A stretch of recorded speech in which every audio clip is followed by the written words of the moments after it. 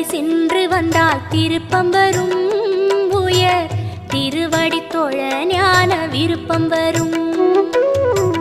திருப்பதி சென்று வந்தால் திருப்பம் வரும், உயர் திருவடி தொழ ஞான விருப்பம்